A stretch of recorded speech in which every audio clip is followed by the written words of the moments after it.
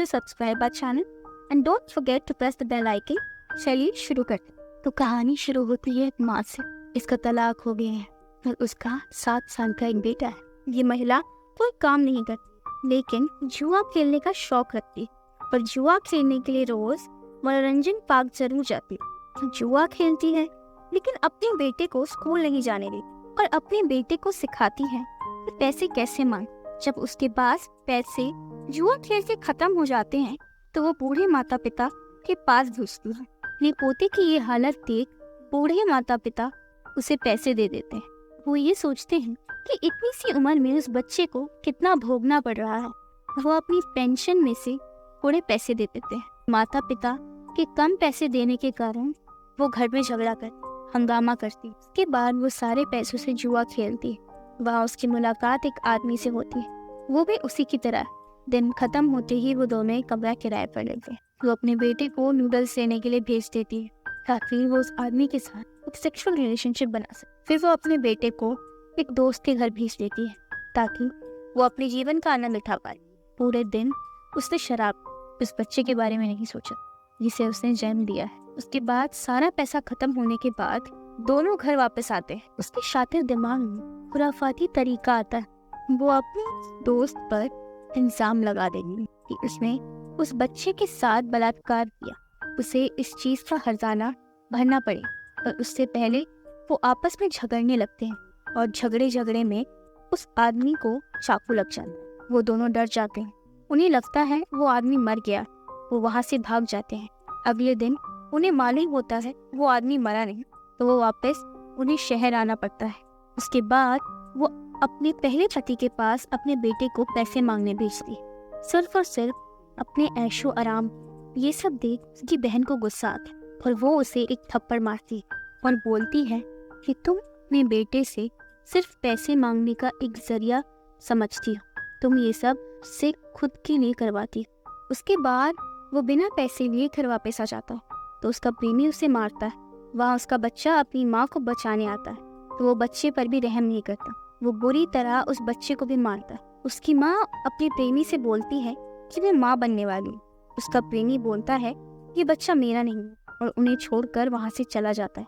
उस औरत के पास कोई रास्ता नहीं बचता। वो अपने बेटे को एक बार फिर अपने माँ बाप के पास पैसे मांगने भेजती लेकिन इस बार वो पैसे नहीं देती। उसके कुछ समय बाद वो एक लड़की को जन्म देती। वो और इसके बच्चे भिखारियों का जीवन जीने लगते हैं। 5 साल बाद लड़का बड़ा हो गया है। उसकी एक प्यारी सी बहन भी है। वो वही बच्ची है जिस प्रेमी ने उसकी माँ को गर्भवती किया। वो बच्ची अब 5 साल की और इतना सब होने के बाद भी उसकी माँ नहीं दिखती, जिसकी वजह से उसके बच्चों को भिखारियों का जीवन जीना पड़ रहा है। जिस उम्र में बच्चों को अच्छी शिक्षा भोजन मिलना चाहिए लेकिन उनकी माँ की वजह से उनको ऐसा जीवन जीना पड़ रहा है। कुछ समय बाद उन्हें एक संस्थान के कार्यकर्ता मिलते हैं। वो उन बच्चों पर तरस आ जाता है और वो उन्हें अपने संस्थान में ले जाते हैं। उनके रहने का इंतजाम करते हैं, उन्हें कमरा देते हैं और लड़के को एक मुफ्त स्कूल में दाखिला करवाते हैं।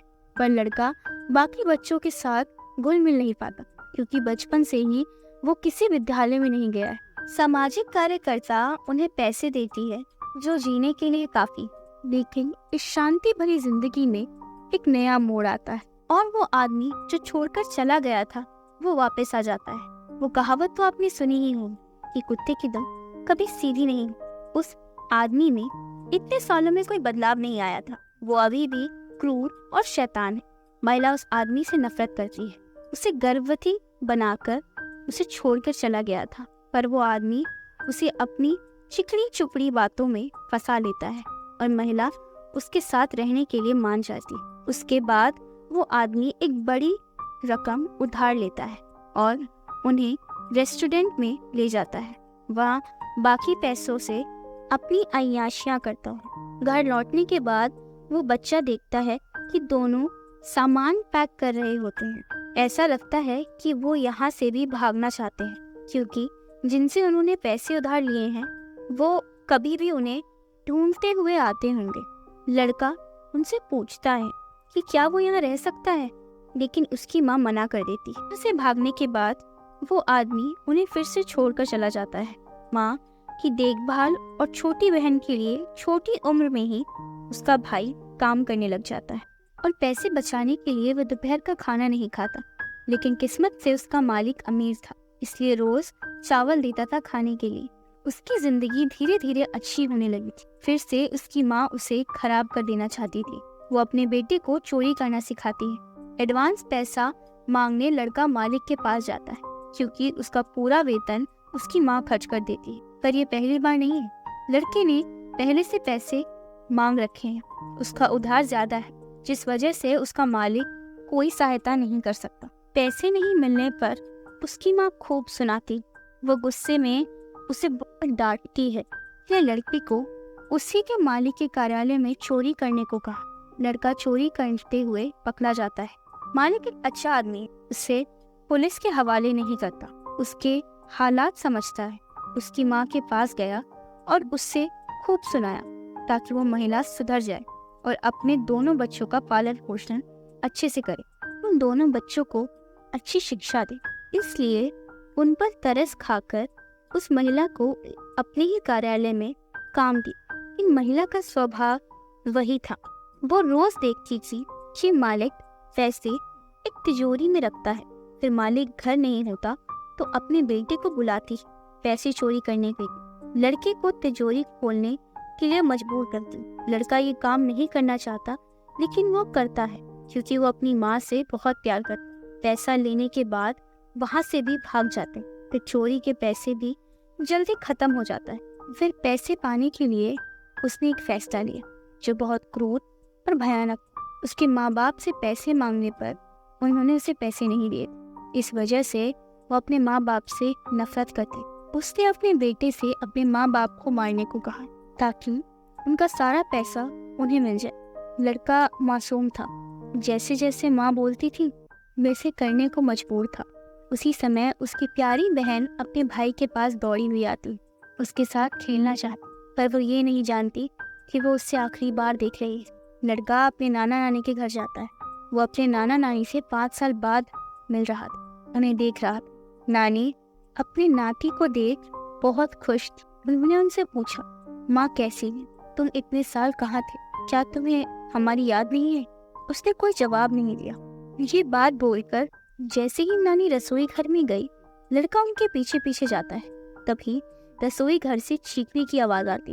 ये सुनकर नाना भी रसोई घर में चले जाते हैं, लेकिन वो लड़का उन्हें भी मार देता है। उसका पूरा शरीर खून से लथपथ था, सारे कपड़े खून से लथपथ थे। और उसी हालत में वो अपनी माँ के पास जाता है और बोलता है कि उसने अपनी नाना नानी को मार दिया है। उसकी माँ को उसका जरा सा भी अफसोस नहीं है।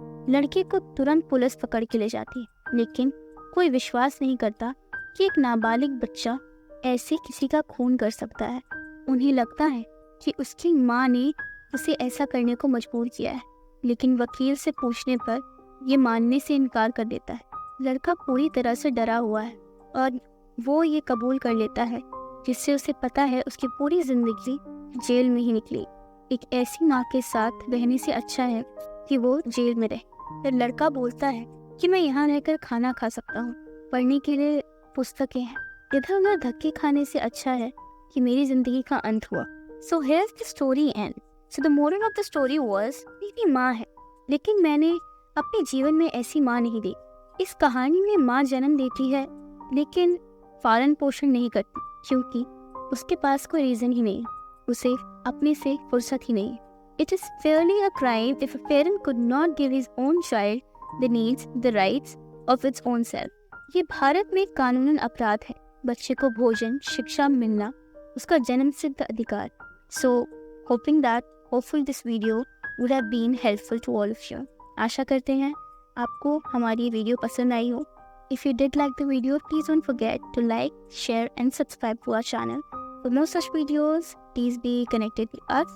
Thank you. Stay blessed, stay happy, sending positivity.